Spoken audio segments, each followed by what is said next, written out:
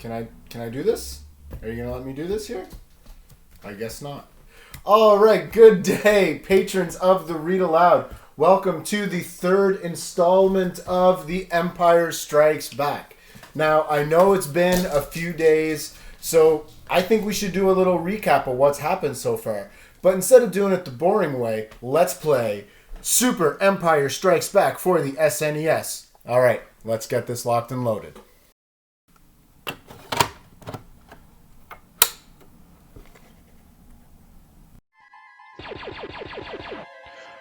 Alright, so to go all the way to the beginning, it starts off with Luke Skywalker, and he was trained by this guy, Obi-Wan Kenobi, to be a Jedi Knight just like his father. But unfortunately, Obi-Wan didn't get to finish his training with Luke because he ended up fighting Darth Vader, and it appears that Darth Vader got the best of him in that fight.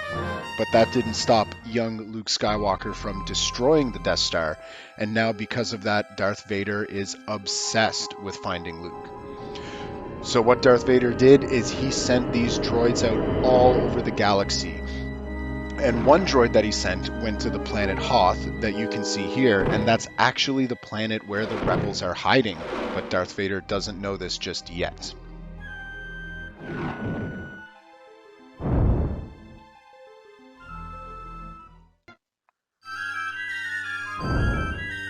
And of course, the inquisitive young Skywalker could never let anything rest, so he decides to go out and see what crashed on the planet.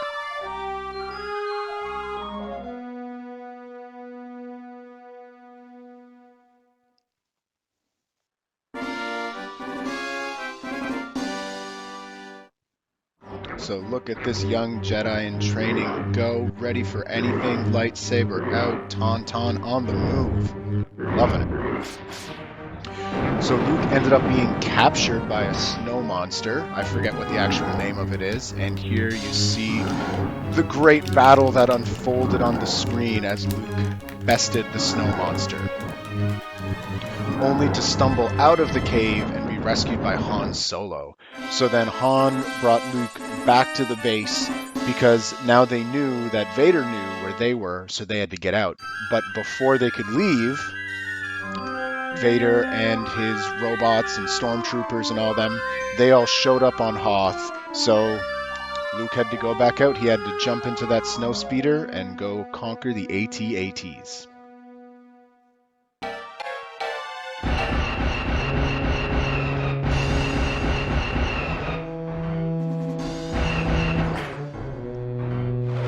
Grappling hook deployed. Good job, Luke. You did it.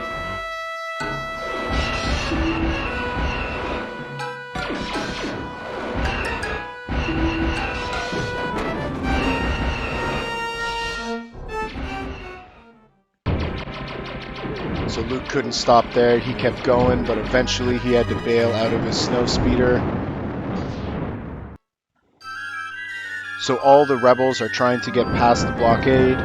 Princess Leia doesn't think the bucket of bolts is going to get past, but Han wants to let her know it's got a few surprises left in her. So in the Millennium Falcon, we would have Han Solo, Princess Leia, Chewbacca, and C-3PO. And they were trying to get away from the Imperial troops.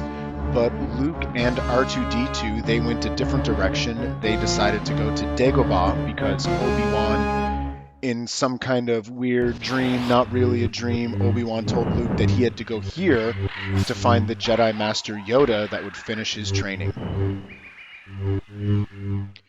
And here Luke found Yoda, and this is where we last left off in our story, where Yoda told him how difficult the training was going to be, but come on, would you expect it to be any other way? Alright, let's get on with the story.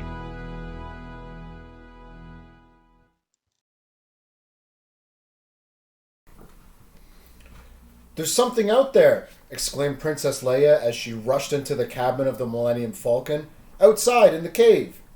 Han, Chewbacca, and C-3PO momentarily stopped their repair work on the Falcon and listened. Now they too could hear the sharp banging on the hull of the ship. They went outside to investigate. A dark, leathery, 2-meter-long creature had attached itself to the hull of the ship and was chewing on one of the power cables. Mynock, said Han, identifying the creature. He fired his laser pistol at it and it fell to the ground. But no sooner had Han fired his blaster than a whole swarm of ugly Mynocks swooped through the air. Suddenly, the asteroid cavern began to shake and buckle. All at once, it seemed to grow smaller, as if it were closing in around them. The cave is collapsing, shouted Leia, as she and the others retreated back into the Falcon. This is no cave, exclaimed Han. That's when they saw that the opening of the cave was not made of jagged rocks, but of giant teeth. They were inside the belly of a giant space slug, and its mouth was closing on the tiny ship. Han rolled the Millennium Falcon onto its side as it zoomed toward the monster's mouth. Then the Falcon made its way through the gigantic white teeth just before the huge jaw slammed shut. But no sooner had they left the moon-sized asteroid than the Falcon was once again face-to-face with an Imperial Star Destroyer. "Let's get out of here," ordered Han. "Ready for light speed?" Han pulled back on the hyperspeed throttle. Once again, nothing happened. Han thought quickly. "Turn her around," he commanded. He decided to face the Star Destroyer head-on. The Falcon made a steep, twisting turn and raced straight toward the Star Destroyer. The Falcon bobbed and weaved, narrowly escaping several attacking laser blasts from the huge Imperial battleship. Han then found a small empty spot on the hull of the Star Destroyer and landed the Falcon. There, clung like a bat, hidden from all the sensors. "What did you have in mind for your next move?" asked Princess Leia. "They'll dump their garbage before they go to lightspeed," explained Han. "Then we just float away." "With the rest of the garbage," agreed Leia. "Then what?" "Then we find a safe port somewhere," answered Han as he began searching his star charts. Just then, Chewie barked that the Star Destroyer was beginning to move. Han detached the Falcon from the hull of the Imperial ship and they floated into deep space. Then he plotted a new course, headed for a planet he had located on his star charts. The planet was governed by his old friend, a gambler named Lando Calrissian. Han was certain that he could make it to the planet safely. He just wasn't as certain if he could trust Lando. Luke Skywalker raced through the marshy forest of Dagobah, as if it were an obstacle course. He climbed, flipped, and jumped his way through the maze of trees and fog. He did all of this as Yoda clung to his back and whispered quietly into his ear. The little Jedi Master was telling Luke how a Jedi's strength flows from the Force, and that a Jedi had to be aware of the dark side. Yoda brought Luke to a stop at the bog where Luke's X-Wing fighter had landed. By now the ship was almost totally submerged. Here, Yoda instructed Luke to stand upside down on his hands. Then he had Luke use the Force to levitate some large boulders. Just then R2-D2 began to beep frantically. Luke looked up just in time to see his X-Wing fighter sink completely into the bog. "Oh no," said Luke. "We'll never get it out now." "So certain are you," said Yoda. "Always with you, it can't be done." "Master, moving stones around is one thing," said Luke. "This is totally different." "No," Yoda said angrily. "Not different. Only different in your mind." Luke agreed to try and raise the spaceship from the bog. But try as he might, he didn't have the strength to do so. "You want the impossible," Luke said, lowering his head in disappointment. After a moment, Luke heard another sound coming from the bog. When he looked up, he saw the tiny Yoda had not only levitated the huge X-Wing fighter out of the bog, but now was directing it majestically toward the shore. For the rest of his stay, Luke practiced hard. He tried his best not to let anything distract him as he concentrated on lifting objects with nothing but his mind. All of a sudden, he became very distressed. An image of Han and Princess Leia flashed through his mind. They were in great danger. He raced to his X-Wing fighter and ordered R2 to fire up the converters. "You must not go," said Yoda, fearful that Darth Vader would win Luke over to the dark side of the Force. "But Han and Leia will die if I don't," insisted Luke. And with that, he took off, promising himself that he would someday return to Dagobah and finish his training as a Jedi. The Millennium Falcon landed on the cloud city of the planet Bespin. When Han and the others climbed out of the ship, they were greeted by a dashing man in a long, stylish cape. Han recognized Lando Calrissian at once. "How you doing, you old pirate?" Lando asked, cheerfully embracing Han. "What are you doing here?" "Repairs," answered Han. Lando led Han and the others across a narrow bridge and down the corridors of a brightly lit building. C-3PO lagged behind, eyeing each nook and cranny of the building with curiosity. All of a sudden, C-3PO heard a familiar series of electronic beeps coming from inside a room. He went to investigate. Inside the room was a droid that reminded him of his companion, R2-D2, but the unit wasn't alone. There was an Ugnaught junk worker inside the room as well. A feeling of dread filled C-3PO. Before he could escape, someone aimed a laser pistol at him and fired. Outside, Lando led Han and Leia to a comfortable room that overlooked the beautiful Cloud City. There, the weary rebels washed up and rested. After a while, Leia became concerned about C-3PO. The droid had been gone too long to have gotten lost. Just then, Chewbacca entered the room. In his arms was a pile of golden junk that had once been C-3PO. Chewbacca explained that he had found the droid in a junk room. A short while later, Lando returned and invited them for refreshments. He led them to a huge doorway at the end of the corridor. But when the door slid open, Han and the others gasped with shock. Sitting at the end of a long banquet table was Darth Vader. And standing at his side was Boba Fett, a bounty hunter who intended to sell Han to Jabba the Hutt. "We would be honored if you would join us," Vader said with a menacing laugh. "I had no choice," Lando explained to Han helplessly. "They arrived right before you did. I'm sorry." Han threw Lando a mean look. "I'm sorry too," he said, feeling betrayed. Then 2 Imperial soldiers took Han to a torture chamber. A few hours later, when the soldiers were finished with Han, they threw him into a large cell along with C-3PO, Leia, and Chewbacca. By now, Han was weak and pale from hours of interrogation. But no sooner had he rejoined his friends than Lando entered the room. "Get out of here, Lando," Han shouted angrily. "Vader has agreed to turn Leia and Chewie over to me," said Lando, holding his ground. "They'll have to stay here, but at least they'll be safe." Then he said that Han was going to be turned over to the bounty hunter, Boba Fett. "Vader wants us all dead," said Leia. "He doesn't want you at all," explained Lando. "He's after somebody called Skywalker." Han and Leia looked at each other. It was a trap, they realized. A trap set for Luke. More soldiers arrived as Han and Leia were led out of the cell and into a huge, noisy room of hissing pipes and steam. In the center of the room, 6 Ugnaughts were frantically preparing a gigantic machine. The machine had a coffin-like container that looked as if it were designed to be lowered into a steaming pit. Darth Vader and Boba Fett stood patiently by while the machine was being readied.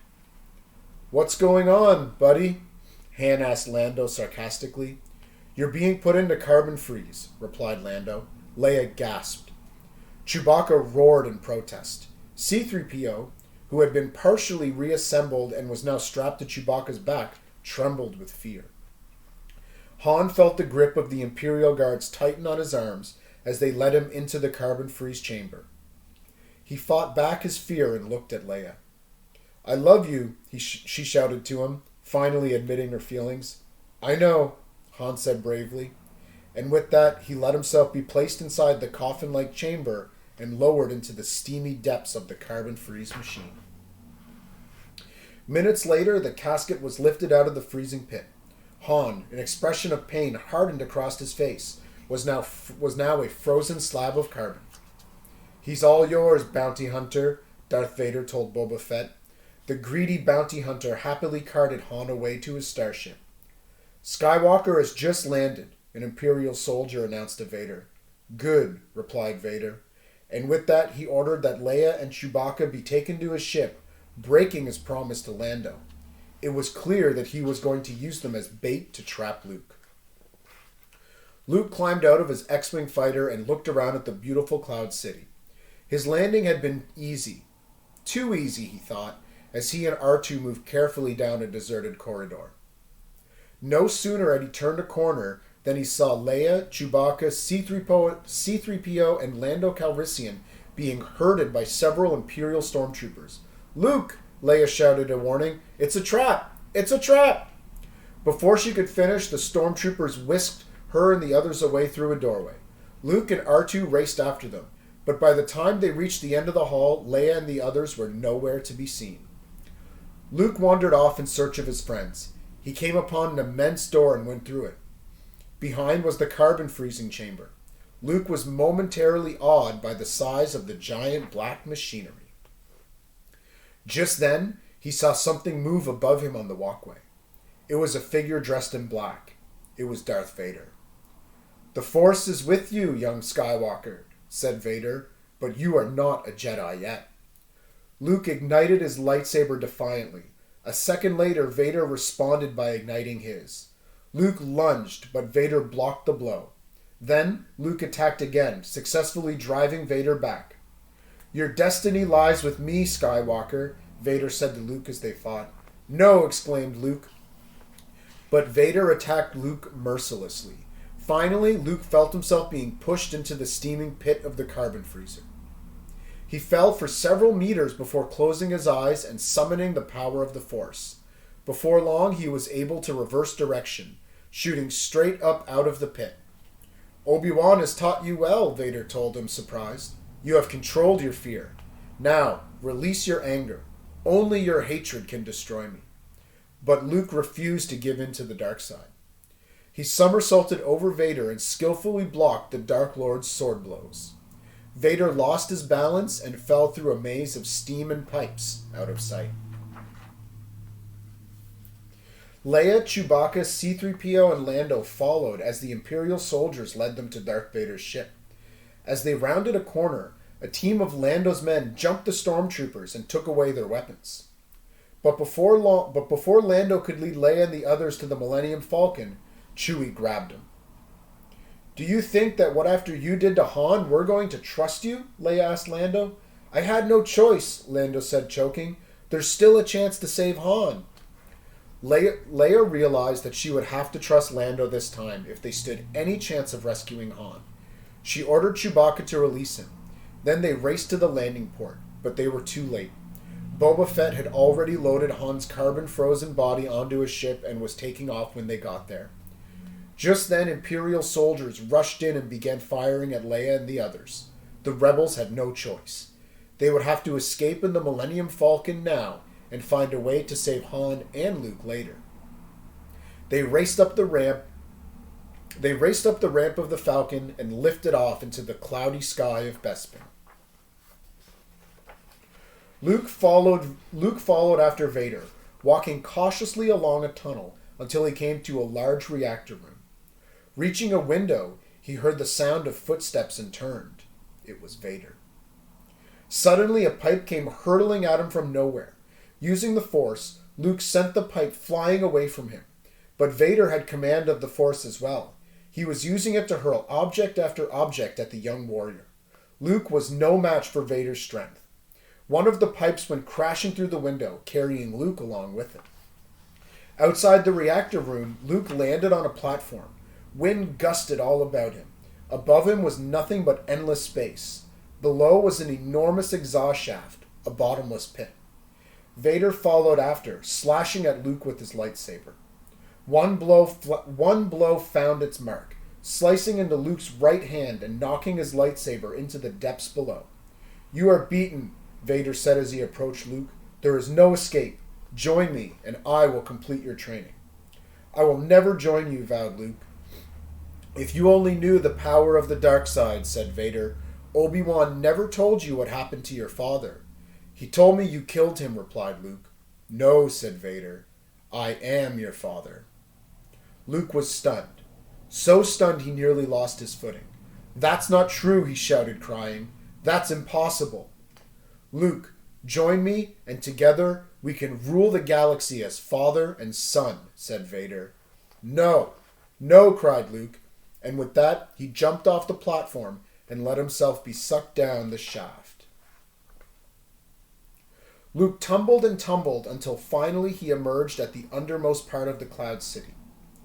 If he had not reached out and grabbed a thin electronic weather vane, he would have plummeted to his death on the gaseous planet below. Luke tried to pull himself up the weather vane, but the great gusting winds of the Bespin atmosphere kept pushing him down. Closing his eyes, he called for help. He began to think of Leia. He had had a vision of her once when she was in trouble. Perhaps he could send a similar vision to her, wherever she was. Leia, he cried out, concentrating. Leia. He focused with all his power, his body shifting in the wind as he did so. Soon, he felt himself growing weaker. He wouldn't be able to hold on much longer, he knew. His head reeled. Suddenly, Luke felt himself being scooped up as if by a giant hand. It was the Millennium Falcon, its top hatch wide open to receive him. Inside were Lando, Chewbacca, and Princess Leia. She had heard his cries after all. Minutes later, R2-D2 had repaired the Falcon's hyperdrive. The Millennium Falcon jumped to light speed and raced away from Bespin. As the Millennium Falcon jumped through the dimensions of hyperspace, Luke Skywalker sighed with relief. For the time being, he and the others were safe. But what of Han? Was he all right, he wondered? Would they ever be able to rescue him? And what of Darth Vader, thought Luke? Was the evil Lord of the Empire truly his own father?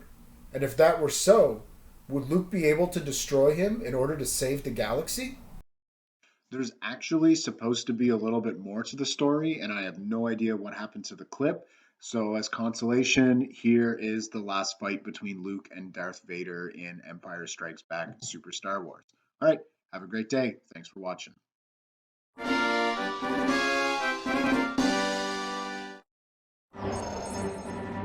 Force is with you, young Skywalker.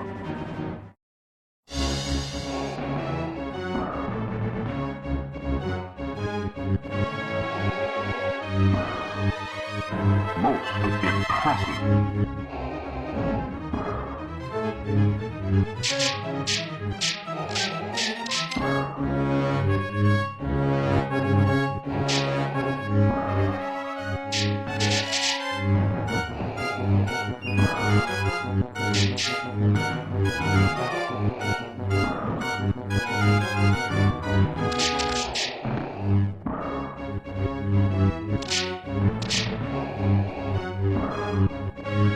Most impressive.